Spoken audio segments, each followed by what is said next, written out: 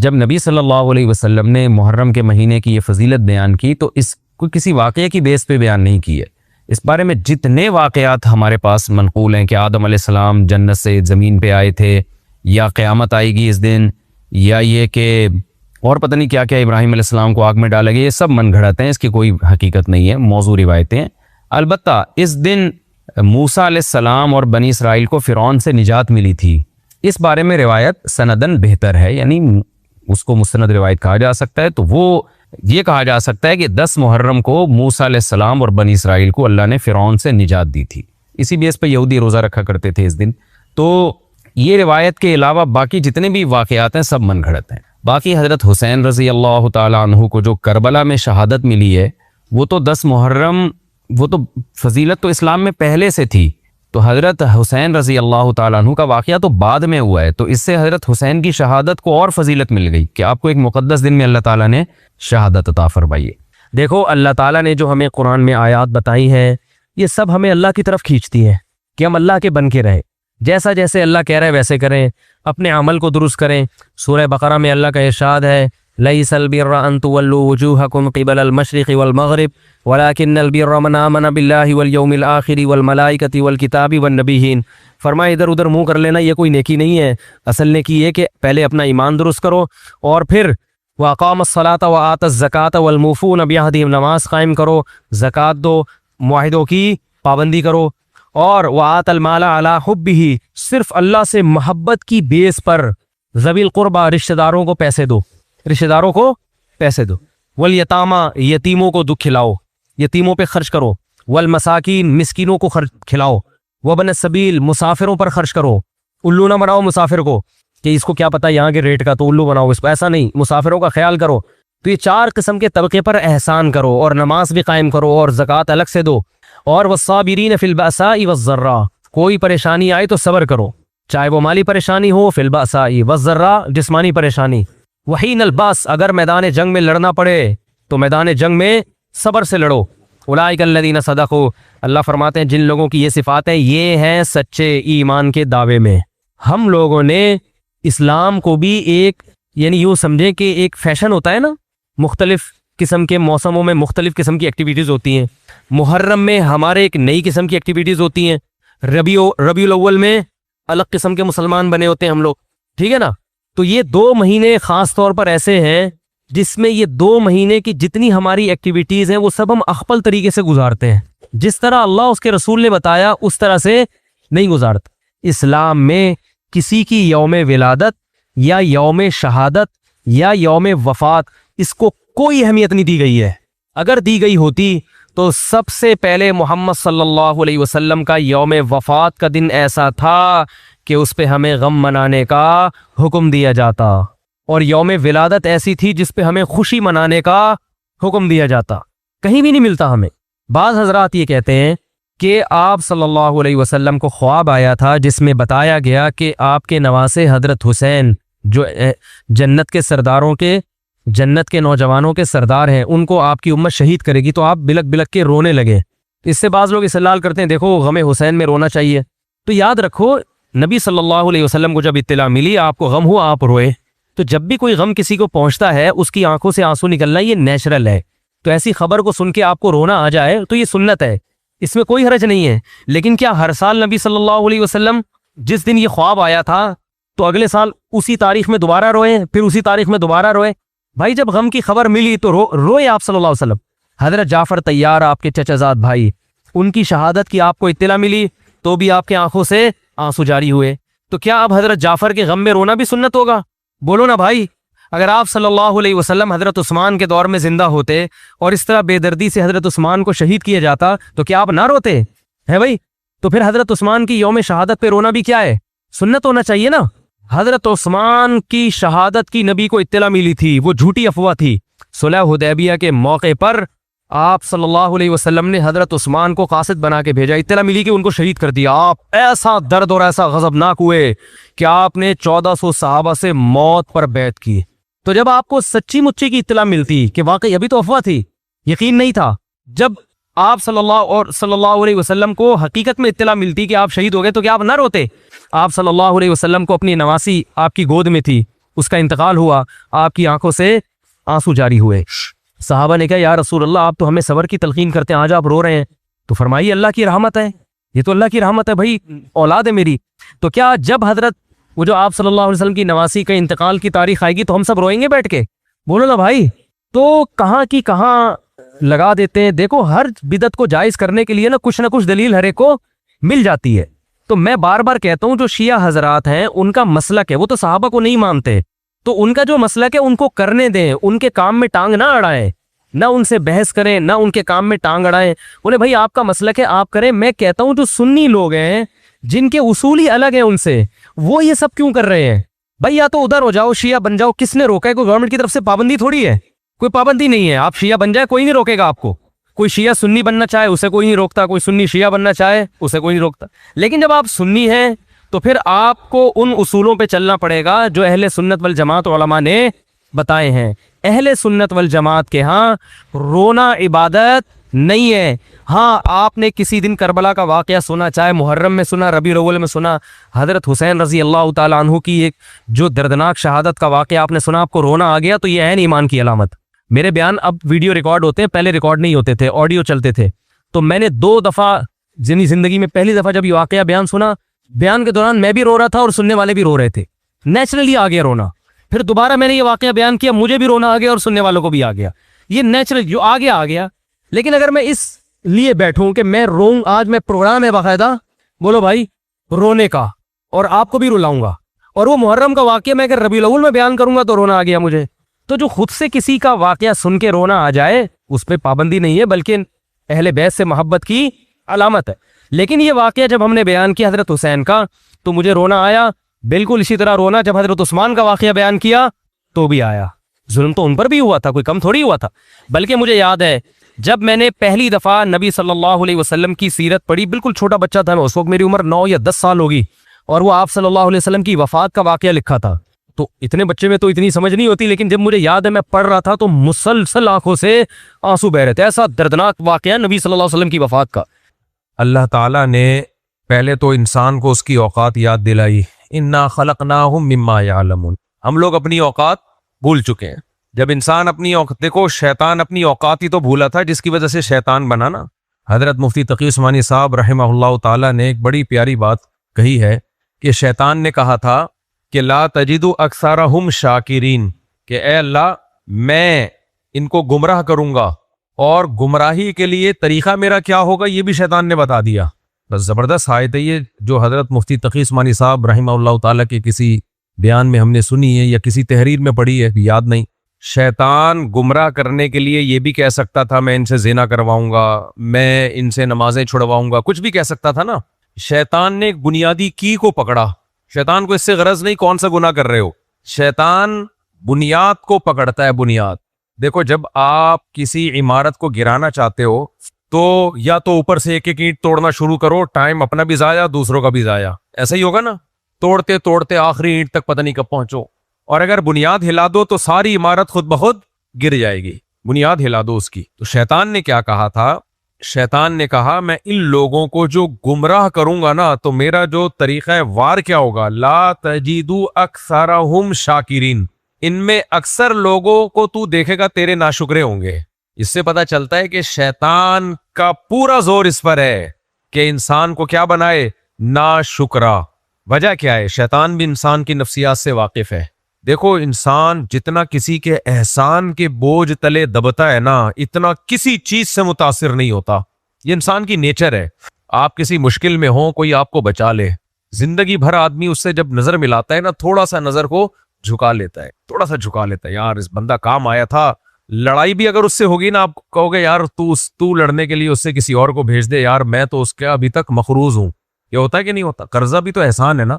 ایک بندے نے آپ کو قرضہ دیا اور آپ قرضہ چکا نہیں پائے اب تک اس کا، جب بھی وہ گزرے گا آپ کی نظریں تھوڑی سی بولو جھکی بھی ہوں گی، سوائے داماد کے۔ وہ سسر سے قرضہ لے کے نظریں جھکاتا نہیں ہے، کیونکہ سسر کی مجبوری اس کے کنٹرول میں ہوتی ہے، اس کی بیٹی باپ کی اس کے کنٹرول میں ہوتی ہے، وہ نظریں نہیں جھکاتا۔ ایک داماد کا کیس آیا بھی میرے سامنے، ساس سے قرضہ لیا، کھا گیا الحمدللہ۔ تو ساس نے مجھے بتایا، کسی کی ساس، میری ساس نہیں، کہ میرے داماد مجھ سے اتنے لاکھ روپے قرضہ لے کے اور کہا تھا کاروبار میں لگانا ہے اور واپس نہیں کر رہا۔ میں نے کہا آپ نے میرے بیانات نہیں سنے؟ قرضہ دیا بھی کس کو؟ داماد کو. وہ کیوں واپس کرے گا بھائی؟ آپ جس کا کچھ بگاڑ سکو وہ قرضہ واپس نہیں کرتا، جس کا کچھ بگاڑ نہ سکو وہ کہاں سے واپس کرے گا قرضہ؟ داماد کا کچھ بگاڑ سکتے ہیں؟ اپنی بیٹی کا ہی نقصان ہے. میں نے کہا گیا وہ. تو کہہ رہی مجھے کچھ امید کی بات کرو. میں نے کہا امید کی بات یہی ہے کہ گیا. دیکھو بعض دفعہ امید دلائی جاتی ہے ٹیکنیکل طریقے سے. ایک امید کا طریقہ یہ میں آپ سب کو بتاؤں، آپ لوگ کبھی مرو گے نہیں، امید رکھو ہمیشہ زندہ رہو گے، آپ سمجھ جاؤ گے یہ. پھر جب کبھی بیمار ہوگے، کوئی مسئلہ ہوگا، آپ کو ڈپریشن میں جانا شروع. جب کوئی موت دیکھو گے، میت دیکھو گے، ڈپریشن میں جانا شروع. آپ بولو گے مفتی صاحب نے تو بولا تھا مرو گے نہیں، یہ فلاں کیوں مر گیا، فلاں کیوں مر گیا. ایک طریقہ ہے بھائی، مریں گے سب مریں گے، ہم آپ اکیلے تھوڑی مرو گے، ہم بھی مریں گے، وہ بھی مرے گا، فلاں بھی مرے گا. تو جو کام سب کے ساتھ ہی ہونا ہے اس میں کیا ٹینشن لینی، کیا خیال ہے؟ سب مریں گے بھائی. کوئی ہم قیامت کا اعلان کر کے تھوڑی جائیں گے. قیامت کے لیے اللہ نے اسرافیل علیہ السلام کو رکھا ہے، وہ فی الحال نہیں مریں گے. تو اسی طرح جب کوئی میرے پاس آتا ہے نا کہ میں نے فلاں کو قرضہ دیا ہے، تو بیمار جب آتا ہے، میں بیمار ہوں تو میں اس کو امید دلاتا ہوں انشاءاللہ ٹھیک ہو جاؤ گے. آج ایک گردوں کے پیشنٹ آئے تھے، شاید بیٹھے ہوئے بھی ہوں بیان میں نے ان کو تسلی دی. میں نے کہا انشاءاللہ ٹھیک ہو جائیں گے، کوئی اتنی خطرناک بیماری نہیں ہے، ٹھیک ہو جائیں گے. ہر پیشنٹ کو میں کہتا ہوں انشاءاللہ ٹھیک ہو جائیں گے. جو قرضہ دے کے آیا ہو اس کو میں کبھی ایسے تسلی نہیں دیتا کہ بے فکر رہیں مل جائیں گے. ان کو میں تسلی دیتا ہوں نہیں ملیں گے، بھول جاؤ، مٹی پاؤ. کیونکہ بلا وجہ ٹینشن لوگے، اب ملیں گے، کل ملیں گے، کبھی نہیں ملیں گے. جیسے جب آپ کا کوئی مریض بیمار ہو آپ مسلسل ٹینشن میں ہوگے، کل ٹھیک ہو جائے، پرسوں ٹھیک ہو جائے، نہیں ہو رہا. جب مر گیا تو اب ٹینشن ہوگی ہے، مر گیا تو بھائی اب تو ختم. 2-4 دن رونے دھونے کے بعد تسلی. تو یاد رکھو جیسے مرا ہوا واپس نہیں آ سکتا، جس کو قرضہ دے دیا واپس نہیں مل سکتا. اس لیے جب قرضہ دیا کرو اسی وقت انا للہ پڑھ لیا کرو. خیر پھر میں ٹاپک سے ہٹ رہا ہوں، اللہ میری مغفرت فرمائے. تو لا تجد اکثرہم شاکرین. قرآن کہتا ہے کہ شیطان نے کہا کہ اے اللہ تو نے اس آدم کو سجدہ نہ کرنے کی وجہ سے مجھے اپنے دربار سے نکالا، میں اس آدم کو جنت میں جانے نہیں دوں گا، گناہ کرواؤں گا اس سے. گناہ کا طریقہ کار کیا ہوگا؟ ایک چیز کو فوکس کروں گا میں سب سے زیادہ، شکر گزار نہیں بننے دوں گا میں ان کو تیرا. تو میں یہ عرض کر رہا تھا کہ انسان کی نفسیات سے شیطان واقف تھا. کتنا بڑے سے بڑا کافر بھی کیوں نہ ہونا، احسان کے بوجھ تلے ہر شخص دبتا ہے. کچھ بہت ہی غیرت لیس لوگ ہوتے ہیں، تھوڑا بہت وہ بھی دبتے ہیں، یہ فطرت ہے انسان کی. مشکل میں آپ کے کوئی کام آ جائے نا، مشکل میں کوئی کام آ جائے، آدمی اس سے ایک دفعہ نظر ملاتے ہوئے، اس کو آنکھیں دکھاتے ہوئے تھوڑی سی شرم محسوس ہوتی ہے، یار فلاں موقع پہ میرے کام آیا تھا. میں قرضے کی مثال دے رہا تھا. آپ نے کسی کو قرضہ دیا، مصیبت میں اس کے کام آئے، اب آپ قرضہ واپس نہیں کر رہے، اس کا احسان چکا نہیں رہے ہو، تو نظریں ملا سکتے ہو اس سے؟ تھوڑا سا نظر نیچی کر کے گزرو گے، اس کے کام بنانا شروع کر دو گے آپ. وجہ کیا ہے؟ احسان کے بوجھ تلے دبتا ہے انسان. یہ جو NGOs ہیں نا جو دوسرے مذاہب کو پھیلا رہی ہیں، کرسچینٹی کو، قادیانیت کو، ان کا طریقہ کار یہی ہوتا ہے مذہب کو پھیلانے کا کہ احسان کرو. میں نے افریقہ میں دیکھا ہے بہت ساری مشنریاں وہ صرف غریبوں کو کھانا کھلانے کو فوکس کر رہے ہیں. وہ کیا کرتے ہیں؟ کھانا کھلاتے ہیں. اب غریب آدمی جس نے 2 وقت کا کھانا نہ کھایا ہو، اس کو جب کھانا ملتا ہے وہ پھر آتا ہے، پھر بات بھی سنتا ہے، پھر وہ بتاتے ہیں بھئی کرسچینٹی کی طرف آؤ، کوئی قادیانیت کی طرف لاتا ہے، کوئی دوسرے مذہبوں کی طرف لاتا ہے. وہ سنتے ہیں، بات آئے نہ آئے لیکن سنتے ضرور ہیں. بہت سے آ بھی جاتے ہیں. اور میں ایسے لوگوں کو ملا ہوں، وہ غیر مسلم ہو گئے، کہتے ہیں مصیبت میں ہمارے کوئی کام نہیں آ رہا تھا، انہوں نے ہماری مدد کی ہے. حالانکہ عقل کی بات ہے، جو روٹی انہوں نے کھلائی ہے وہ روٹی پیدا کس نے کی ہے؟ تو خدا نے پیدا کی ہے نا. تو پہلے تو اللہ ہے. جس دین کو اللہ نے برحق قرار دیا اس دین کو مانو. احسان انسان کا احسان بعد میں، انسان کو بنانے والے کا احسان پہلے ہے. تو شیطان نے کیا کہا؟ لا تجد اکثرہم شاکرین. اور اتنا بڑا چیلنج کیا نا شیطان نے یہ نہیں کہا کہ اے اللہ میں ان کو ناشکرہ بنانے کی کوشش کروں گا. سمجھ میں آ رہی ہے بات کہ نہیں آ رہی ہے؟ اے اللہ میں ان کو ناشکرہ بنانے کی کوشش کروں گا، میں ٹرائی کروں گا، بن گئے تو میری جیت، نہ بنے تو تیری جیت. یہ نہیں کہا شیطان نے. شیطان کو ناشکری سے اتنی محبت ہے نا کہ انسان ناشکرے بن جائے. ناشکرہ کا لفظ سمجھ میں آ رہا ہے آپ لوگوں کے؟ یہ میں اتنا فوکس کیوں کر رہا ہوں؟ شیطان کا پورا زور کیا ہے؟ انسان کو کیا بنایا جائے؟ ناشکرہ. کیونکہ شیطان کو پتا ہے کہ یہ بیس ہے. ایک دفعہ ابھی ناشکرہ کہتے کس کو؟ اس میں آ رہا ہوں آگے. ہم تو کہیں گے ہم تو ناشکرے نہیں ہیں بھائی. نا نا نا نا نا، ہم سب ناشکرے ہیں.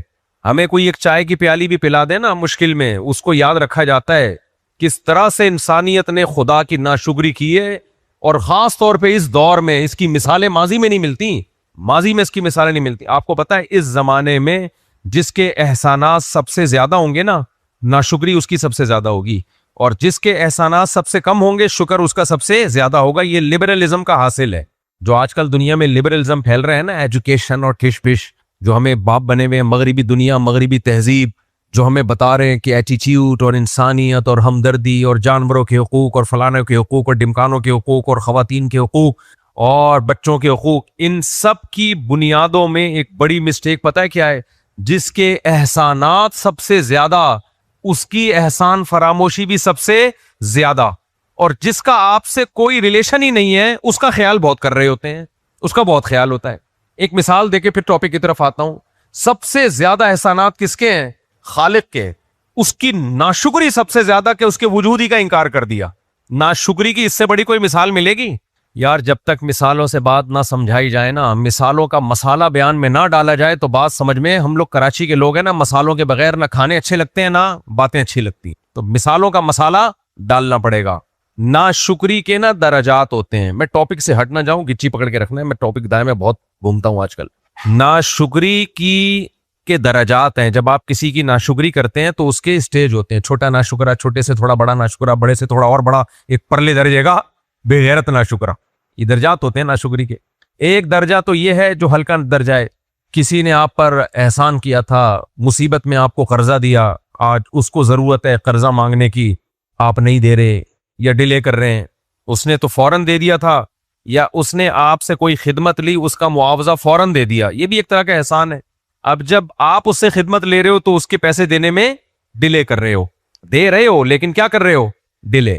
اس کو بھی ناشکری کہیں گے، لیکن کم درجے کی۔ چلو دے تو دیے نا، لیکن تھوڑا سا تڑپا کے، تھوڑا سا ترسا کے، تھوڑی ناشکری ہے۔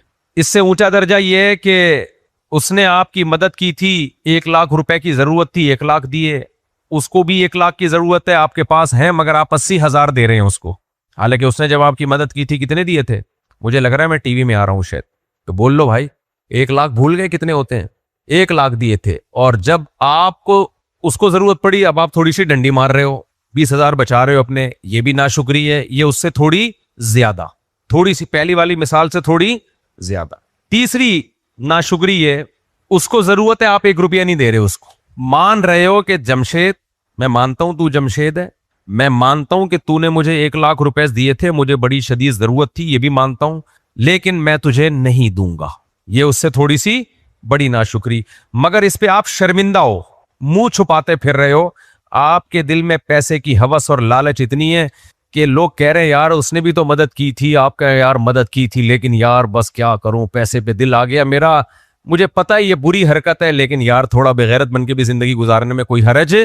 جہاں اتنے سارے بغیرتی کے کام کرتے ہیں 2-4 اور کر لیں۔ سمجھ میں آ رہی بات؟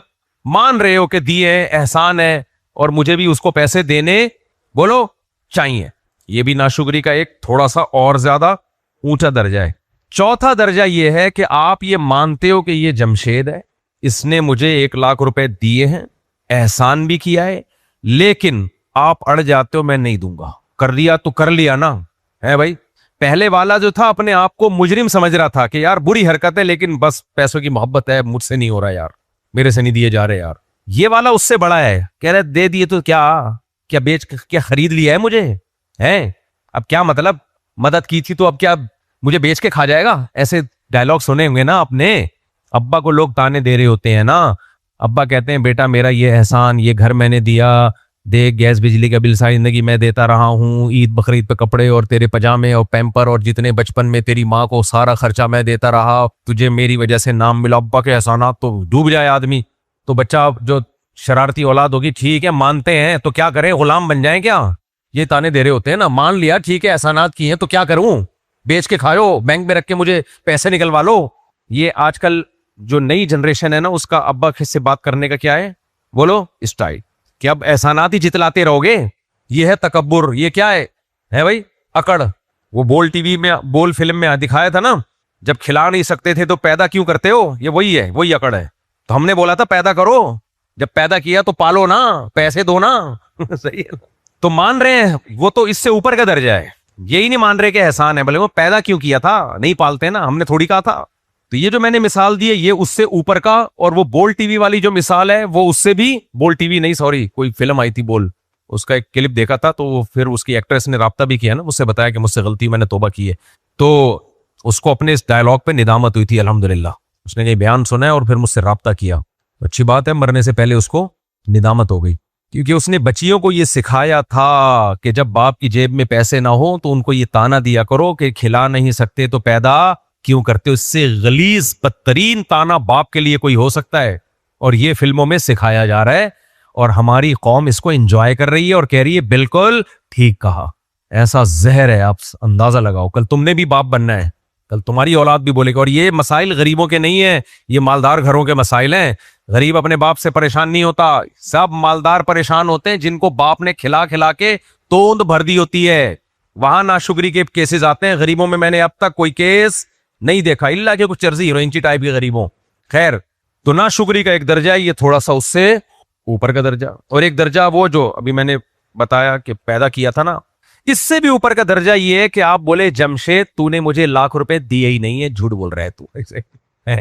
حالانکہ اچھی طرح یاد ہے، دیکھ رہا ہے، اسی ₹1,00,000 سے میں نے یہ آٹا خریدا، یہ راشن پڑا ہوا بھی ہے، بینک اسٹیٹمنٹ بھی موجود ہے کہ میرے اکاؤنٹ میں ٹرانسفر ہوئے تھے جمشید کے اکاؤنٹ سے. میرے اتنے دلائل کے باوجود کہہ رہے جمشید جھوٹ بول رہا ہے، تو نے مجھے کوئی ₹1,00,000 دیے ہی نہیں. جمشید تو مر جائے گا نا ٹینشن سے، یار تو نے تو نعمت کے وجود ہی کا انکار کر دیا. یہ ناشکری کا اس سے بھی اوپر، اور ایک درجہ بھی باقی ہے جو اس سے بڑی ناشکری کی اس کائنات میں کوئی مثال ملتی نہیں ہے. وہ مثال کیا ہے؟ آپ بولو کیڑا جمشید. جمشید کون ہے بھائی؟ نہیں آئی سمجھ میں؟ ابے وہ کیڑی دیگ والا لطیفہ سنا ہے نا، اس سے مجھے پنجابی کا لفظ یاد ہو گیا، کیڑا جمشید. ایک آدمی دریا میں ڈوب رہا تھا، تو لوگ کنجوس تھا بہت، کبھی زندگی میں اس کی جیب سے ₹1 غریبوں کے لیے نہیں نکلا. اب جب ڈوب رہا ہے، حدیث میں آتا ہے منت ایک ایسی چیز ہے جو کنجوس کی جیب سے پیسہ نکال دیتی ہے. حدیث صحیح بخاری کی حدیث ہے. منت مان لیتے ہیں نا، دیکھو کنجوس آدمی کبھی پیسہ نہیں خرچ کرتا، کبھی اللہ اس پہ بیماری مسلط کر دیتے ہیں تو پھر وہ منتیں مانتا ہے، یا اللہ میرا گردہ ٹھیک ہو گیا، ₹50 غریب کو. منت بھی کم بخت اتنی سی مان رہا ہوتا ہے. ₹500 اللہ کسی غریب کو دوں، گردے کے ₹500 لگا رہا ہے. آپ اندازہ لگاؤ کروڑوں کے گردے پہ خرچ کتنا کر رہا ہے. ₹500 اللہ غریب کو دے کے حاتم طائی کی قبر پہ لات مار دوں گا میں. تو بخاری مسلم کی حدیث ہے، نبی صلی اللہ علیہ وسلم فرمائے منت سے، نظر سے تقدیر نہیں ٹلتی ہے، اتنا ضرور ہوتا ہے کہ کنجوس کی جیب سے اللہ پیسہ نکلوا دیتا ہے. لیکن آپ کو ایک عجیب بات بتاؤں، اس زمانے کے جو کنجوس ہے نا، اوہ آپ نے لفظ سنا ہے ماں کنجوس؟ یہ کراچی کی ایک تھوڑی سی ایبیوزو لینگویج ہے. کنجوس کی بھی سپرلیٹو ڈگری ہے. وہ یہ ہے کہ مر رہے ہوتے ہیں منت میں، پیسوں کی منت پھر بھی نہیں مانتے. 2 رکعت پڑھ لوں گا اللہ میں، 4 روزے رکھ لوں گا میں نے اب دیکھا اب جو منت کے کیس آ رہے ہیں نا، مفتی صاحب میں نے منت مانی تھی، میری والدہ بیمار تھیں، وہ ٹھیک ہو جائیں تو میں 2 روزے رکھوں گا. میں نے منت مانی تھی کہ میرا گردہ ٹھیک ہو گیا تو میں 4 نفل پڑھوں گا. اچھی بات ہے. تو وہ اب کوئی مثال سامنے نہیں آ رہی کہ اتنے پیسے صدقہ کروں گا. حالانکہ نبی صلی اللہ علیہ وسلم تو فرما رہے ہیں کہ منت کے ذریعے اللہ کنجوسوں کا پیسہ نکلوا دیتے ہیں، اس بہانے صدقہ ہو جاتا ہے. لیکن اس زمانے کے کنجوس اگر ہمارے پیغمبر دیکھ لیتے تو فرماتے کہ اس زمانے میں بیمار ہو کر بھی کنجوسوں کی جیب سے پیسہ نہیں نکلتا. خیر، تو سب سے بڑی ناشاں وہ کیڑی دیکھ کی میں مثال دے رہا تھا. ایک آدمی دریا میں ڈوب رہا ہے تو کبھی زندگی میں اس کی جیب سے پیسہ نہیں نکلا. تو لوگوں نے کہا یار اب تجھے اللہ کے سوا کوئی نہیں بچا سکتا، تو منت مان لے کہ جیسے ہی مجھے اللہ نے بچا لیا میں انشاءاللہ 2 دیگیں اللہ کی راہ میں غریبوں کو صدقہ کر کے کھلاؤں گا. کیا کروں گا میں؟ 2 دیگیں چاول کی پکا کے غریبوں کو کھلاؤں گا. کنجوس کے منہ سے نکل نہیں رہا تھا. جب دیکھ لیا کہ یار یہ تو آخری سانسیں چل رہی ہیں اب تو گیا، کمبخت نے بڑی آخری سانسوں میں پھر منت میں، جیسے فرعون آخری ٹائم پہ ایمان لایا ہے نا، تو آخری سانس میں اس نے منت مانی کہ اے اللہ اگر تو نے مجھے اس دریا سے نکال دیا تو 2 دیگیں میں تیرے راہ میں صدقہ کروں گا. ایک دم ایک لہر آئی اور اٹھا کے اس کو بولو باہر. بڑا بے غیرت آدمی تھا. جیسے ہی باہر آیا کہتا ہے کیڑی دیگ. کیا کہتا ہے؟ یہاں سے اس لطیفے سے مجھے یہ پنجابی کا جو کیڑا لفظ ہے نا یہ بڑا اچھا لگا ہے یاد. کیڑی دیگ. ایک دم ایک لہر آئی واپس اندر. تو دیکھ بھول گیا واپس جا. جیسے ایک ڈبکی لگی ہے کہہ رہا ہے میں پوچھ رہا تھا کہ میٹھے چاول کی یا کڑوے چاول. اے اللہ تو ڈیٹیل تو بیان کرنے دے کم از کم. میں تو تفصیل پوچھنا چاہ رہا تھا کہ زردے کی دیگ یا بریانی کی دیگ. تو اب جمشید نے مصیبت کے وقت آپ کو پیسے دیے تو ناشکری کے بہت سارے میں نے درجات بتائے. سب سے سپرلیٹو ڈگری ناشکری کی کیا ہے؟ جمشید آیا, مجبور ہے, اس نے کہا لاکھ نہیں دے گا تو 80,000 تو دے ہی دے گا, 50,000 تو دے ہی دے گا, نہیں تو تسلی کے 2 جملے بول دے گا. آپ نے کیا بولا؟ کیڑا جمشید؟ بھائی کون ہے بھائی تو؟ وہ کہہ رہے میں وہی جمشید ہوں. بھائی میں جانتا ہی نہیں, جمشید نام کا کوئی آدمی دنیا میں ہے ہی نہیں. تو غفار بھائی ہے, تو ستار بھائی ہے, دفاع یہاں سے. اس سے بڑی ناشکری کوئی ہو سکتی ہے؟ اور آسان مثال سے بات سمجھاتا ہوں میں. ماں باپ کے احسانات سب سے زیادہ ہوتے ہیں. ایک اسٹیج پہ آ کے آپ نے ابا کا انکار کر دیا, آپ میرا باپ ہو ہی نہیں. باپ کے دل پہ آرے چلیں گے کہ نہیں چلیں گے؟ یہ ناشکری. یا ماں کا انکار کر دیا, آپ میری ماں ہو ہی نہیں. عورت پہ شوہر نے احسانات کیے, گھر میں رکھا اس کو, ساری زندگی اس کو شیلٹر دیا, اس کے بچوں کو پالا, اور ایک دن عورت کہتی ہے اب تم میرے شوہر ہو ہی نہیں. یہ تو نادرہ میں غلط نام پڑ گیا ہے, نکل یہاں سے پتلی گلی سے, ٹھیک ہے نا. ایسا ہوتا ہے. بعض شرارتی عورتیں جو بیان سن رہی ہیں ان کے علاوہ کی بات کر رہا ہوں, پوری زندگی شوہر کو نچوڑا اور آخر میں گھر بھی اپنے. میرے پاس کیس آئے ہیں ایسے, میں ہوائی باتیں نہیں کرتا. ہمارے سوسائٹی میں الحمدللہ عورتیں ایسی ہوتی نہیں ہیں, لیکن کچھ ایسی بھی ہوتی ہیں. میجورٹی ایسی نہیں ہوتی الحمدللہ, وفا کرتی ہیں. لیکن ایسے بھی کیسز ہیں کہ پورا نچوڑا شوہر کو اور پھر محبت سے گھر بھی اپنے نام کرا لیا. میاں نے کہا چلو یار تمہارے نام. جس دن میاں نے بیوی کے نام گھر کرایا, بیگم صاحبہ نے اپنی آنکھیں یہاں رکھ لی اور پھر یہی کہہ دیا کیڑا جمشید. وہ روڈ پہ پھل رہا ہے, اس کو بھی گھر سے نکال دیا. تو اور یہ جو عدالتی کھلے چل رہے ہیں میں تو یہ بہت ہو رہا ہے. عدالتی کھلے جو چل رہے ہیں نا, حرام کاری کے اڈے, حرام کاری کے جو اڈے عدالتوں نے کھول دیے ہیں, زنا کے اڈے الحمدللہ ہماری عدالتوں میں کھل چکے ہیں. پہلے بہت سارے گندے کام ہو رہے تھے, کام انہوں نے یہ بھی کھول دیا. گرل فرینڈ بوائے فرینڈ میں کوئی فرق ہی نہیں رہا. میاں بیوی اور گرل فرینڈ بھی جب چاہے ٹاٹا کر کے چلی جائے, بیوی بھی جب چاہے ٹاٹا کر کے چلی جائے, تو کوئی فرق, کوئی بڑا یعنی بنیادی فرق ختم ہو گیا نا میاں بیوی اور گرل فرینڈ بوائے فرینڈ. تو اس میں اب یہ کیسز آ رہے ہیں. ادھر شادی کی جمشید سے مہر رکھوا لیا 10 لاکھ روپے. جمشید نے محبت میں آ کے مہر رکھ دیا. جیسے ہی مہر ملائے خلا کیا, خلا کا وہ مہر بھی دائیں بائیں کر دیا. اچھا ایک آدھ بچہ پیدا کروا لیا جمشید سے. اب ایک آدھ بچہ جب ہوا ہے تو ساری زندگی بچے کا نان نفقہ اور بچے کی دودھ پلائی کے پیسے وہاں سے ملنا شروع ہوئے. کھلا لیا, غفار سے شادی کی, غفار سے بھی ایک بچہ ڈاؤن لوڈ کروایا. اس کے بعد نان نفقہ وہاں سے باندھا, وسیم سے شادی کی. یہ مشاہدے پر مبنی واقعہ سنا رہا ہوں, ہوائی فائرنگ نہیں. عورت دولت مند ہوتی چلی گئی. وہ 6 بچوں کے جو مختلف باپ ہیں نا, وہ رول رہے ہیں عدالتوں میں, سڑ رہے ہیں. سمجھ آئے؟ یہ بہترین قسم کا بزنس عدالتوں نے خواتین کو خلا کے نام پہ دے دیا. خیر پھر میں نے آپ کو بتایا تھا ٹاپک سے ہٹنے نہیں دینا مجھے. تو اب مجھے ایک بات بتاؤ, یہ جو پڑھی لکھی دنیا ہے نا, جس کو ہم بہت ایجوکیٹڈ, تہذیب یافتہ اور بہت پڑھا لکھا کہتے ہیں, ان میں بہت سے خدا کے وجود ہی کے منکر ہو گئے ہیں. قرآن تو بتاتا ہے کون ہے جو آسمان سے بارشیں برساتا ہے. سب سے زیادہ ہم پر احسانات کس کے ہیں بتاؤ؟ کوئی گن سکتا ہے؟ قل لو كان البحر مدادا لكلمات ربي لنفد البحر قبل ان تنفد كلمات ربي ولو جئنا بمثله مددا. اللہ کہتے ہیں اللہ کے احسانات تم لکھنا شروع کرو. تو میں نے بیان یہاں سے میں لے کے چلا تھا کہ لا تجد اکثرهم شاکرین. شیطان نے کہا تھا کہ اللہ تو ان کا شکر گزار نہیں پائے گا. تو دنیا میں جو سب سے زیادہ ایجوکیٹڈ اور پڑھی لکھی قومیں ہیں, سب سے زیادہ ناشکری فی الحال مارکیٹ میں وہی ہیں. کیونکہ دیکھو میں نے بتایا تھا کہ شکر کا, ناشکری کا سب سے اعلیٰ درجہ کیا ہے؟ شکر جس نے نعمتیں دی ہیں اس کے وجود کا انکار کر دیا جائے. اب اللہ قرآن میں کہتا ہے وَالَّذِي جَعَلَ لَكُم مِّنْ أَنفُسِكُمْ أَزْوَاجًا, اللہ نے تمہیں اولاد کی نعمت دی, زوجہ کی نعمت دی. تم جب پیدا ہوتے ہو اخرجکم من بطون امہاتکم, تمہیں ماں کے پیٹ سے نکالا, ماں کی چھاتیوں میں دودھ پیدا کیا. وہ تمہیں سوکھا چارہ تمہارے جانوروں کو کھلاتا ہے اور اس سے چکنا گاڑا دودھ تمہارے لیے پیدا کرتا ہے. فالق الحب والنوا, کیسے دانے کو پھاڑ کے تناور درخت میں تبدیل کرتا ہے, گٹھلی کو پھاڑتا ہے تناور درخت میں تبدیل کر کے ایک آم سے ہزاروں آم. انگور کو دیکھو, انار کو دیکھو, انظروا الی ثمرہ, ان پھلوں کے پکنے کے انداز کو دیکھو, کتنی نعمتیں. وَبِالنَّجْمِ هُمْ يَهْتَدُونَ, سمندروں میں تم ستاروں کو دیکھ کے سفر کرتے ہو. صحرا میں اونٹ پیدا کیا تو اس نے تمہارے لیے, ہواؤں کو مسخر کیا, سمندروں کو مسخر کیا. اللہ نعمتیں بیان کرتا رہتا ہے, انسان جوش میں آتا ہے. اور پھر ماں باپ کا سب سے بڑا احسان, وہ ماں باپ دینے والا کون؟ وہ بھی اللہ نے. ماں کے دل میں محبت اللہ نے ڈالی, باپ کے دل میں محبت اللہ نے ڈالی. اتنے احسانات. الم نجعل لہ عینین, کیا میں نے تمہیں دیکھنے کے لیے 2 آنکھیں نہیں دیں؟ ولسانا وشفتین, چکھنے کے لیے بولنے کے لیے زبان نہیں دی؟ ایک ایک نعمت کروڑوں روپے کی ہے یا نہیں ہے؟ ایک ایک نعمت کروڑوں روپے کی ہے, کروڑوں روپے کی. اتنی نعمتیں دی. گناہگار سے گناہگار شخص بھی ایک تھوڑی سی غیرت آتی ہے یار. وہ جب کہہ رہے 5 نمازیں پڑھ لو تو پڑھ لو یار, ہیں؟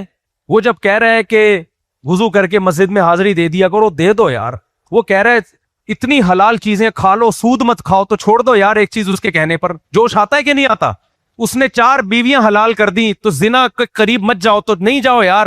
میرے کتنے دوست ہیں, دوست سے میری مراد جو جن سے تعلق تھا, وہ کہتے ہیں جب ہم نے آپ کے بیان سنے نا کہ یار 4 شادیاں حلال ہیں, ہم زنا کی طرف پہنچ چکے تھے, ہم پیچھے ہٹ گئے کہ یار جس مذہب نے اتنی آزادی دی ہو 4 بیویاں رکھنے کی, تو کیا ضرورت ہے زنا کرنے کی یار؟ ہٹے پیچھے. میں جانتا ہوں ایسے لوگوں کو. تو جس سے زنا کرنے کا ارادہ تھا اس کو نکاح کی آفر کر دی, بھائی بیوی بن کے رہو. تو انسان یہ سب غیرت میں آتا ہے, سوچتا ہے یار جب اس نے اتنے احسانات کیے, اتنے احسانات کیے. وَإِن تَعُدُّوا نِعْمَةَ اللَّهِ لَا تُحْصُوهَا, قرآن کہتے ہیں نعمتیں لکھنا شروع کرو, سمندروں کی سیاہی خشک ہو جائے گی, قلم گھس گھس کے ختم ہو جائیں گے, خدا کی نعمتیں ختم نہیں ہوں گی. تھوڑی سی تو غیرت آتی ہے نا. لیکن شیطان نے کیا کہا تھا؟ اے اللہ ان کو کیا بناؤں گا؟ ناشکرا. تو اللہ احسانات بتا رہا ہے. ایجوکیٹڈ قوموں نے کیا کہا؟ ڈاروین کا نظریہ لے کر آئے مارکیٹ میں. کیا لے کر آئے مارکیٹ میں؟ بولے خدا ودا کوئی بھی نہیں بھائی, اتنی نعمتیں کون دے رہا ہے؟ کوئی ہے؟ وہ میں نے کیڑا جمشید ہے بھائی, مکر گئے بھائی, کسی نے دیا ہی نہیں ہے بھائی. کون ہے جس نے ایسی مشین بنائی؟ ادھر سوکھا چارہ کھلا رہے ہو, ادھر چکنا گاڑا دودھ. جاپان کے سائنسدان بھی اب تک ایسی مشین بنا سکے ہیں؟ نہیں. کہہ رہی خود بخود بنی ہے. نہیں آئی سمجھ میں؟ اللہ کہہ رہے کون ہے؟ امن جعل الارض قرارا, کون ہے جس نے زمین کو تمہارے لیے قرار گاہ بنایا؟ پوری کائنات میں زمین کے علاوہ کوئی جگہ انسان کے رہنے کے لیے سوٹیبل نہیں ہے. اس کو سوٹیبل کس نے بنایا؟ قرار کا مطلب سوٹیبل. آج کی زبان میں کیا ترجمہ ہوگا؟ امن جعل الارض قرارا, کون ہے جس نے کروڑوں اربوں سیارے میں ایک چھوٹی سی زمین کو سلیکٹ کیا اور انسان کے رہنے کے قابل بنایا؟ کون ہے؟ یہ خود بخود تھوڑی ہو گئی, ہر لحاظ سے سوٹیبل ہے بھائی. موسم بھی رکھ دیے, پانی بھی رکھ دیا, آکسیجن بھی رکھ دیا, ہر لحاظ سے. تو امن جعل الارض قرارا وجعل خلالها انہارا, کون ہے جو پہاڑوں کے اوپر سے پانی نکالتا ہے اور نیچے کو چلاتا ہے؟ پہاڑوں کی چوٹیوں سے چشمے, پربت کی پہاڑیاں میں نے دیکھی ہیں, اس کے اوپر سے پانی ابل کے نکل رہا ہے تاکہ پوری زمین سیراب ہو. کون ہے یہ کام کر رہا ہے؟ اللہ خود سوال کرتا ہے. ایک دم انسان غیرت میں آتا ہے, اے اللہ تیرے سوا کوئی نہیں ہو سکتا. پھر اللہ غیرت دلاتے ہیں, پھر اس کی مانتے کیوں نہیں ہو؟ انگریز نے کیا کیا؟ بولا ہے ہی نہیں کوئی خدا. کیڑا خدا, کیڑا گاڈ ہے بھائی. انہوں نے کیا بولا؟ کیڑا گاڈ. یہ تو سب خود بخود ہوا ہے. ابے خود بخود کیسے ہو گیا؟ جی خود بخود ایسے ہو گیا کہ ونس اپون اے ٹائم ایک دھماکہ ہوا. بے دھماکہ خود سے کیسے ہو گیا؟ ہو گیا. نہیں آئی سمجھ بات؟ دھماکہ کسی چیز میں دھماکہ ہوا ہوگا نا, وہ چیز کہاں سے آئی؟ آ گئی. پھر چلو دھماکہ ہو گیا, سورج چاند ستارے, انسان کیسے آیا؟ آ گیا. بندر سے آیا, کیونکہ انسانوں سے ملتا جلتا ان کو جانور جو نظر آیا وہ کون نظر آیا؟ تھوڑا سا بندر کو دیکھا انہوں نے, تھوڑا سا بالکل وہی ٹائپ کا ہے, صرف دم کا ایک فرق آ رہا ہے, تھوڑے بال کا, اور انہوں نے بلا وجہ ایک قیاس کر لیا بیٹھ کے کہ ایکچولی یہ بھی پہلے کیا تھا؟ انسان بھی پہلے بندر تھا. بندر پہلے کیا تھا؟ بندر پہلے کچھ اور تھا. وہ کیا تھا؟ وہ کچھ اور تھا. ہوتے ہوتے ہوتے ہوتے لے جا کے ایک سیل وجود میں آیا. او بھائی یہ ایک سیل اتنا پیچیدہ ہے, یہ کھربوں سال میں خود وجود میں نہیں آ سکتا. کہہ رہے بس لا آف چانس کے تحت آ گیا, بائی چانس آ گیا, کھربوں سال. چلو لا آف چانس کے تحت ایک سیل وجود میں آ گیا, اس میں ایوالو ہونے کی یہ صلاحیت آٹومیٹیکلی کیسے پیدا ہو گئی کہ اس سے مچھلی بھی بن رہی ہے, کیکڑے بھی بن رہے ہیں, سانپ بھی بن رہے ہیں, بچھو بھی بن رہے ہیں, گائے بن رہی ہے, جمشید بن رہا ہے, وسیم بن رہا ہے, عورتیں بھی بن رہی ہیں, مرد بھی بن رہے ہیں, مرغی انڈا دے رہی ہے, انڈے پہ بیٹھ رہی ہے, 21 دن انڈوں کو گھمائی جا رہی ہے. کہاں سے اس کی کھوپڑی میں سب چیزیں آ گئیں؟ خود بخود آ گئیں. خدا کی قسم جس نے بولا تھا نا کیڑا جمشید, وہ اتنا بڑا ناشکرا نہیں تھا. یہ ایجوکیٹڈ قوم ہے. میں جاپان گیا ہوں, وہاں بھی ڈاروین کی تھیوری کو میں سمجھتا تھا جاپانی تو اتنے پڑھے لکھے ہوتے ہیں, اتنے سلیقے والے لوگ ہیں, لیکن میں نے وہاں دیکھا وہ باقاعدہ تصویریں بنا بنا کے ڈاروین کی تھیوری کو پروموٹ کرتے ہیں. میں نے کہا خدا کا انکار جاپانیوں نے بھی کر دیا. تو اس لیے میرے بھائی قرآن کہتا ہے, شیطان نے جو بولا تھا نا, شیطان نے کہا تھا لا تجد اکثرہم شاکرین. میں جو بس وہ بات مکمل کر دوں, شیطان نے یہ نہیں کہا کہ میں ناشکرا بناؤں گا. پہلی بات تو شیطان نے کہا ناشکرا بناؤ, ناشکرے ہوں گے یہ, کیونکہ شیطان کو بتاتا ہے ایک دفعہ ناشکرے بن گئے ہر گناہ ان کے لیے آسان, ہر جرم ان کے لیے آسان. پھر نہ نماز پڑھیں گے, نہ زکوٰۃ دیں گے, نہ ماں باپ کی مانیں گے, نہ زنا سے بچیں گے, نہ بدنظری سے بچیں گے. گناہ ہو گیا تو توبہ نہیں کریں گے, کیونکہ جب مان لیا کہ اللہ ہے ہی نہیں, یہ اللہ نے نہیں دیے, یہ اللہ کے احسانات ہیں, لیکن ہم نے کیا کرنا ہے احسانات کے شکر ادا کر کے. کسی بھی درجے کی ناشکری گناہ کروا دیتی ہے آدمی کو. تو پہلی کی تو شیطان نے پکڑی, کہ اس لیے حضرت مفتی تقی صاحب کا جو میں بیان نقل کر رہا تھا, انہوں نے فرمایا کہ اس لیے انسان بننا چاہتے ہو نا تو شکر گزار بننا شروع کر دو. بس اسی شیطان کی مخالف چلنا, وہ کوشش کرے گا نا شکرا, آپ نے کیا بننا ہے شکر گزار. انسانوں کا بھی شکر ادا کرو, ماں باپ کا بھی شکر ادا کرو, ہمیشہ منہ سے اچھی بات, اللہ کا بھی شکر. جب گرمی میں پانی پیو, تبھی تو میں کہتا ہوں روزے رکھو. افطاری میں کیا مزہ آتا ہے, کتنا زبردست احساس ہوتا ہے گرمی میں. پتہ ہے آپ کو صحابہ کرام موت کے وقت رو رہے ہوتے تھے, کیوں؟ گرمیوں کے روزے کو یاد کر کے. کتنے واقعات ہیں اسلاف کے, لوگ پوچھتے تھے موت کے خوف سے رو رہے, کہہ رہے نہیں جو ہم گرمیوں میں روزے رکھتے تھے, وہ پیاس کی شدت اور بھوک کی شدت جو اللہ کے لیے برداشت ہوتی تھی, وہ اس شدت کی لذت ختم. کیونکہ جتنا سخت روزہ ہوگا افطار کی لذت اتنی ہی زیادہ, اور اللہ کی نعمت کا احساس اتنا ہی زیادہ ہوگا. بھوک کے وقت پانی کھانے میں اور پینے میں جو مزہ آتا ہے, رگ رگ سے الحمدللہ الحمدللہ نکلتا ہے, انسان کے رگوں سے نکلتا ہے کہ اللہ اتنا بڑا احسان. ہم تو ہر وقت توند بھری ہوئی ہوتی ہے, تو کھانے کی شوگر کی توفیق کہاں سے ملے گی؟ ڈکاروں کی توفیق ملتی ہے, اس میں شوگر کی توفیق نہیں ملتی ہمیں. تو پہلا کام کیا کرنا ہے, شکر پیدا کرنا ہے, ہر وقت ہر نعمت پہ اللہ کا شکر. دوسرا کام کیا کرنا ہے, جو میں نے بتایا, شیطان نے یہ نہیں کہا کہ ناشکرا بناؤں گا, لا تجد اکثرہم شاکرین, چیلنج دے دیا کہ یہ طے شدہ ہے, اے اللہ تو ان میں سے اکثر کو ناشکرا پائے گا. یہ رپورٹ پیش کر رہا ہوں میں, یعنی ایسا ہو کے رہے گا. یہ چیلنج انسان جب کرتا ہے جب بہت اسٹرگل کی کوشش کرے. وہ جیسے لوگ کہتے ہیں نا ابو میں کماؤں گا, نہیں, ابو اگلے سال میں دولت مند بن چکا ہوں گا. پھر آنکھ کھل جاتی ہے یہ کہنے کے بعد, ٹھیک ہے نا, یا ابا کی طرف سے چماٹ آتا ہے تو ہوش ٹھکانے آ جاتے ہیں. تو شیطان نے کہا کہ میں کیا کروں گا, تو دیکھے گا کہ یہ ناشکر ہیں. اور شیطان کی رپورٹ صحیح نکلی غلط نکلی. آج دنیا میں اکثریت ناشکری ہے. تو اللہ ہمیں شکر گزار بنائے, عمل کی توفیق عطا فرمائے. وما علینا الا البلاغ. صاحب وہ یہ جو 4 روزے کا جو ہے اپنا بقرعید میں, عید الاضحیٰ میں 4 روزے نہیں رکھنے, 4 دن آپ نے فرمایا, میں نے بھی آپ کا کلپ سنا. لیکن ایک دوست کا فون آیا تھا, وہ کہنے کہ چوتھے دن روزہ رکھ لیں. تو میں نے آپ سے رابطہ نہیں ہوا, تو میں نے ایک دوسرے مفتی صاحب نوجوان ہیں وہ, تو انہوں نے کہا کہ کوئی حرج نہیں رکھ لیں. تو اس کا مطلب پھر ان کا علم کم ہوگا, اور انہوں نے کہہ دیا, تو انہوں نے رکھ بھی لیا ہے. تو اس کے متعلق ذرا فرما دیں. دیکھو, سال میں 5 روزے حرام ہیں. ایک عید الفطر کے دن روزہ نہیں رکھ سکتے, یکم شوال, اور اسی طرح بقرعید کے 3 دن بھی روزہ حرام, اور چوتھے دن بھی حرام ہے. کیونکہ وہ قربانی کا دن تو نہیں ہے چوتھا دن, لیکن ایام تشریق ہے, اس میں تکبیرات ہوتی ہیں, اللہ اکبر جو ہم پڑھتے ہیں نا, ایام تشریق ہے. تو یہ 4 دن یعنی بقرعید کے 3 دن اور اس کے بعد والا دن بھی روزہ حرام ہے 4 دن, اور ایک عید الفطر والا. تو یہ 5 دن روزے رکھنا جائز نہیں ہے, حرام ہے. اگر رکھ لیا تو توڑنا پڑے گا, اور اگر پورا کر لیا تو بس توبہ استغفار کرے, اتنا کافی ہے. دوسرا یہ کہ دماغ سے بات ہی نکل گئی یار, باقی کسی بھی دن روزہ رکھا جا سکتا ہے. سنت روزے کون سے ہیں؟ عاشورہ کا روزہ, 9 ذی الحجہ کا روزہ, یہ سنت ہیں. ایام 20 کے روزے یعنی چاند کی 13, 14 اور 15 تاریخ, پیر اور جمعرات کا روزہ. اور ایک سنت یہ بھی ہے کہ کوئی دن مہینہ متعین کیے بغیر جب دل چاہا روزے رکھنا شروع کر دیے, دل چاہا چھوڑنا شروع کر دیے. نبی صلی اللہ علیہ وسلم ایسا بھی کرتے تھے. سیدہ عائشہ فرماتی ہیں آپ روزے اتنے رکھتے کہ ہمیں ایسا لگتا کہ اب آپ کبھی روزے چھوڑیں گے ہی نہیں, ساری زندگی روزے رکھیں گے. پھر چھوڑنے پر آتے تو ایسا لگتا کہ اب نہیں, اب رکھیں گے ہی نہیں. تو کنٹینیوسلی کئی روزے رکھ لیتے, پھر کنٹینیوسلی چھوڑ دیتے.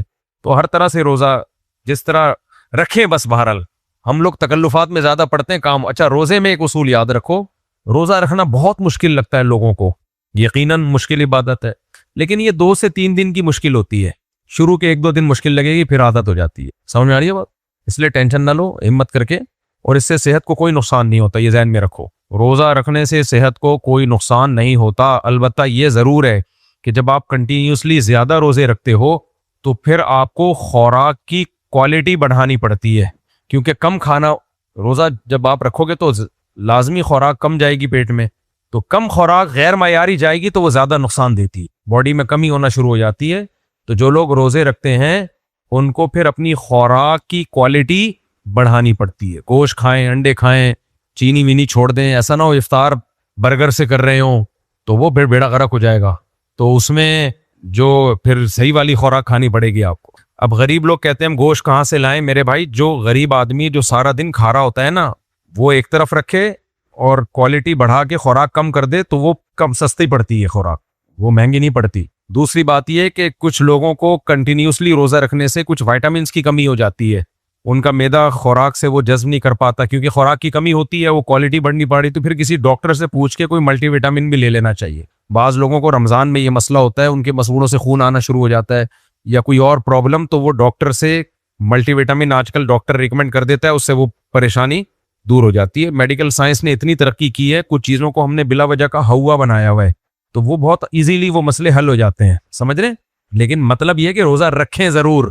اگر اس کا کوئی سائیڈ افیکٹ باڈی میں آ رہا ہے تو وہ ڈاکٹر کو بتا دیں، وہ آپ کی خوراک میں تبدیلی کر دے گا، بولے بھائی یہ کھایا کرو، یہ نہیں کھایا کرو. لیکن روزہ نہیں چھوڑیں، عادت ڈالیں روزوں کی. عبادت ہے، بہت بڑی عبادت ہے. اللہ تعالیٰ جو ہے جنت میں ایک دروازہ رکھا ہی اللہ نے روزے داروں کے لیے، اس میں روزے داروں کے علاوہ نو انٹری. صحیح ہے نا؟ ادھر سے گزرو گے، اللہ کہے گے روزے رکھتے تھے، کہو گے نہیں بھائی روزے تو نہیں رکھتا تھا، بس رمضان کے رکھتا تھا. اللہ کہیں گے اس کے لیے دوسرے دروازے، فرشتے کہیں گے وہاں سے جاؤ. یہ دروازہ صرف ان لوگوں کے لیے جو کثرت سے روزے رکھتے تھے. اور اس دروازے کا نام بھی ریان، سیراب کرنے والا، کیونکہ روزے دار نے اپنے آپ کو سیراب نہیں کیا نا، دن بھر کی پیاس برداشت کی، تو دروازہ اللہ نے کہا اس میں سیراب ہی ہوگے. اچھا بھائی مفتی صاحب، میں نے اپنی بہن سے اس کی بیٹی گود لی ہے، اس کا عقیقہ کفیل کرے گا یا باپ کرے گا؟ باپ کی اجازت سے آپ بھی کر سکتے ہو. یہ چشمہ ہی دوسرا ہے، لے آ جا یار میں اٹھا کے. یہ تو اور عجیب سا چشمہ ہی ہے، اس سے زیادہ بہتر. میں نے کینیڈا سے بڑا اچھا چشمہ لے کر آیا ہوں، اس میں بڑا ڈیسنٹ قسم کا، لیکن وہ اکثر بھول جاتا ہوں میں. مفتی صاحب، جن علماء سو کا ہمارے نبی صلی اللہ علیہ وسلم نے ذکر کیا ہے، ان کا پتہ کیسے لگائیں؟ آج کے دور میں بہت سارے سوال ہو رہے ہیں. علماء سو کا پتہ ایسے چلتا ہے جو بدعت کی طرف بلاتے ہیں، شرک کی دعوت دیتے ہیں، وہ علماء سو ہوتے ہیں. آج کل علماء سو پتہ ہے اس کو کہتے ہیں جو آپ سے سیاسی اختلاف کریں. پی ٹی آئی والے علماء سو اس کو بولتے ہیں جو مسلم لیگی ہوں، مسلم لیگ والے علماء سو اس کو بولتے ہیں جو پی ٹی آئی کو سپورٹ کریں. سمجھ میں آ رہی ہے بات؟ تو میرا مقصد نہ باجوہ کی تعریف یا برائی، نہ جنرل عاصم منیر کی تعریف یا برائی ہے. میرا مقصد یہ ہے کہ آپ کسی کی برائی بھی کر سکتے ہیں، تعریف بھی کر سکتے ہیں، جو اچھا لگے تعریف کریں، برا لگے برائی کریں، لیکن یہ علماء سو یا علماء حق کا معیار نہیں ہے. یہ سیاسی اختلاف ہیں، کسی کو بھی کسی سے ہو سکتا ہے، کوئی کسی کو زندہ باد کہے گا، کوئی کسی کو مردہ باد کہے گا. تو اس پیمانے، یہ آپ کے بنائے ہوئے پیمانے ہیں، اس پہ نہ پرکھیں لوگوں کو. علماء سو وہ ہوتے ہیں دین کے بارے میں آپ کو غلط گائیڈ کریں. سمجھ میں آ رہی ہے بات؟ تو جیسے آپ کو پتہ ہی ہے کچھ لوگ ہیں جو شرک پھیلا رہے ہیں سوسائٹی میں، قبروں کا طواف کروا رہے ہیں، کچھ پیر و مرشد جاہل ہیں، اللہ کو چھڑوا کے اپنی عبادت پہ لگا دیا لوگوں کو. عامل لوگ ہیں جن چڑیل بھوتوں کے چکر میں ڈال کے لوگوں کی زندگیاں برباد کر دیں، غلط مسائل بتاتے ہیں لوگوں سے پیسے لے کے. تو یہ سب علماء سو میں آتے ہیں. سو پتہ ہے کیسے کہتے ہیں؟ بعد میں بتاؤں گا. مفتی صاحب، نان ڈیوٹی موبائل کو جگاڑ کر کے سم چلانا جائز ہے؟ ڈیوٹی دینی چاہیے موبائل کی، باقی جگاڑ بھی اپنا جگاڑ ہے، وہ گورنمنٹ خود ہی پکڑ لے گی بھائی آپ کو. آپ ٹیکس بھی تو دیکھو کم بختوں نے کتنا رکھا ہوا ہے یار، اتنا زیادہ ٹیکس رکھ دیا ان لوگوں نے. انسانیت بھی کوئی چیز ہوتی ہے بھائی. میں نہیں ایسا کرتا، میں ٹیکس دیتا ہوں اور جگاڑو والے موبائل استعمال نہیں کرتا، لیکن کوئی استعمال کر رہا ہو تو چپ رہتا ہوں، پھر میں زیادہ بولتا بھی نہیں ہوں میں. صحیح ہے نا؟ حدیث میں آتا ہے جس کام کی طاقت ہو وہ کام کرو، لیکن انسان اپنی کوشش سے تو ہر کام کر سکتا ہے. پھر جی نہیں، انسان اپنی کوشش سے 4 شادیاں نہیں کر سکتا، ہر کام کہاں سے کر سکتا ہے؟ اگر کر سکتا ہوتا تو سب 4 کر کے بیٹھے ہوئے ہوتے کہ نہیں ہوتا؟ بہت سے لوگ دوسری پہ آ کے ہی واپس چلے جاتے ہیں.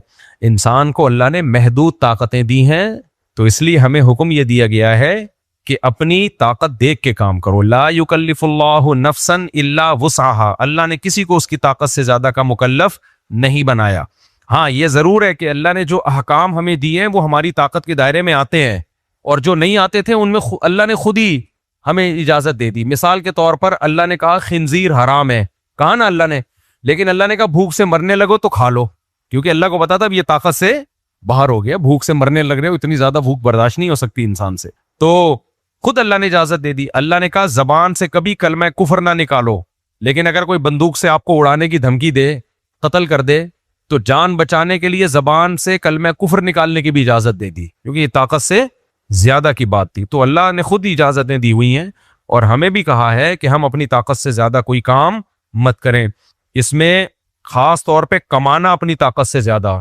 یہ جو تبلیغ میں بار بار ایک نعرہ سکھایا جاتا ہے نا، اللہ سے ہونے کا یقین، غیر اللہ سے نہ ہونے کا یقین، لوگ اس بات کو بہت ہلکا لیتے ہیں. خدا کی قسم ڈپریشن، اسٹریس اور دنیا میں جتنی دماغی بیماریاں ہیں نا، ان کا اس سے اچھا علاج دنیا میں کوئی نہیں ہے. کیونکہ جب یقین ہوگا کہ اللہ کے پاس طاقتیں ہیں، مایوس نہیں ہوگا. قرآن کا حاصل یہی ہے. میں نے کئی ہفتے درس دیا تھا نا، ان الانسان خلق ہلوعا اذا مسہ الشر جزوعا. جب مصیبت پہنچتی ہے اللہ کہتے ہیں انسان جو ہے بے صبرا ہو جاتا ہے، خوشیاں پہنچتی ہیں تو اترانے لگتا ہے، تکبر میں آ جاتا ہے. جب پتہ ہے کہ اللہ سے ہوتا ہے تو خوشی میں اترائے گا نہیں، اللہ کی بھیک دین سمجھے گا کہ اللہ نے کیا ہے. بھائی بھیک میں ملی بھی کسی چیز پہ انسان اتراتا ہے. اور جب کوئی غم آئے گا تو ڈپریشن میں نہیں جائے گا. بھائی یہ غم کس نے دیا ہے؟ اللہ نے دیا، تو دور بھی کر سکتا ہے وہ. اور ہماری فائدہ اس میں، اللہ ہم ظالم تھوڑی ہے جو ہمیں بلا وجہ پریشان کرے. تو یہ جملہ ہلکا نہیں ہے، سمجھ میں آ رہی ہے بات؟ یہ ہمارے ایمان کا حصہ ہے. تو ہاں، ہمیں مکلف اسباب کا بنایا ہے کہ اسباب اختیار کرو، پھر اللہ پہ توکل کرو. اور اسباب میں کیا، اپنی طاقت سے بڑھ کے کام نہ کرو. تو اسی میں ایک حکم یہ بھی ہے کہ طاقت سے بڑھ کے کمانے کی بھی کوشش نہ کرو. یہ جو گدھے بن کے کما رہے ہوتے ہیں نا، صبح و شام، نہ دن کی پرواہ نہ رات کی پرواہ، یہ اللہ پہ اعتماد اور توکل کے خلاف ہے. یہ اس کی علامت ہے. سمجھتے ہیں کہ میرے کمانے سے مجھے ملے گا. اگر ان کا یقین ہوتا کہ اللہ سے مل رہا ہے تو اتنی کوشش کرتے جتنی اللہ نے اجازت دی ہے. اللہ نے کتنی اجازت دی ہے؟ اللہ نے کہا کہ صحت کا بھی خیال کرنا ہے، نیند بھی پوری کرنی ہے، بیوی بچوں کو ٹائم بھی دینا ہے، نمازیں بھی پڑھنی ہے اس میں تکبیر اولیٰ کے ساتھ، کچھ وقت دین کا سیکھنے کے لیے، سکھانے کے لیے بھی نکالنا ہے. ان سب کے لیے وقت نکال کے پھر کمانا بھی ہے. اور گدھا کیا کرتا ہے؟ کوئی کام ہے اس کا کمانے کے علاوہ؟ گدھا اپنی گدھی کو ٹائم دیتا ہے کہ چلو گدھی کو لے کے بیٹھے، چلو آؤ گپ شپ لگاتے ہیں. ہم اتنے گدھے ہم نے پیدا کر لیے تو کچھ تھوڑا سا تمہارا بھی حق ہے کہ میں تمہارے ساتھ ٹائم کو اسپینڈ کروں. اس کے علاوہ بھی کوئی کام ہے دنیا میں؟ چلو ہم تھوڑا سا گھومنے پھرنے چلتے ہیں یا بیٹھ جاتے ہیں. یہ جو گدھے پیدا کیے ان کی تربیت کے لیے کوئی تھوڑا سا ٹائم نکال لے. لیکن چونکہ گدھا ہے اس کے پاس ٹائم نہیں، یا تو لوڈ اٹھائے گا یا ڈھیچو کرے گا، اس کے علاوہ کام نہیں ہے. تو انسان ایسا نہیں ہوتا بھائی. انسان کماتا بھی ہے، آرام بھی کرتا ہے، ورزش بھی کرتا ہے، بیوی بچوں کو ٹائم بھی دیتا ہے، ماں باپ کی خدمت کے لیے بھی ٹائم. تو یہ سب چیزیں انسانوں کا کام ہے. اور پھر شیطان ورغلائے گا، ابے تو کروڑ پتی کیسے بنے گا؟ بولے بھائی رزق کے خزانے کس کے ہاتھ میں ہے؟ بولو اللہ کے ہاتھ. وہ چاہے گا تو بن جاؤں گا، چاہے گا تو ساری زور لگا دوں گا، غریب پہ غریب ہی رہوں گا. اس لیے یہ جملے کو ہلکا نہیں لیا کرو. لوگ کہتے ہیں صاحب تبلیغ نہیں کہنا، بتاتے ہی نہیں ہے، کوئی علوم ہی نہیں ہے تبلیغ والوں کے پاس. بھائی تبلیغ میں مسائل کا علم نہیں سکھایا جاتا. تربیت کی تبلیغی جماعت تربیت کے لیے بنی ہے، دینی علم کے لیے دینی مدرسے ہیں. سمجھ میں آ رہی ہے بات؟ تبلیغ دینی علم کے لیے نہیں ہے. تبلیغ کس کے لیے؟ تربیت کے لیے، ایمان بنانے کے لیے، اللہ پہ اعتماد توکل دلانے کے لیے. تبلیغ میں اپنی خواتین کو لازمی لے جایا کرو. میں نے یہ مشاہدہ کیا ہے، جن خواتین کا وقت تبلیغ میں لگا ہونا، ان کی پوری زندگی ایک حیا ان میں پیدا ہوتی ہے. ذکر اذکار، معمولات کی پابندی. آج کل خواتین 24 گھنٹے ٹک ٹاک اور میک اپ اور بیوٹی پارلر کی ویڈیو، اس کے علاوہ کوئی کام، یعنی اور بھی کام ہے، گھر میں چائے بنانا، پراٹھے بنانا، میں نہ پٹ جاؤں گھر میں جا کے کہیں، بہت سارے کام ہیں فارغ وقت میں. اس کے علاوہ چلو اب صحیح بیلنس ہو گیا، فارغ وقت میں اس کے علاوہ کوئی کام نہیں ہے. تو تبلیغ میں وقت لگانے سے کیا ہوگا؟ فارغ وقت میں ان کو ذکر کی، تلاوت کی بھی توفیق ملے گی. وہ ماحول ایسا بن جاتا ہے وہاں جا کے. تو اس لیے تو یہ بہت بہت زیادہ فائدہ ہے اس کا.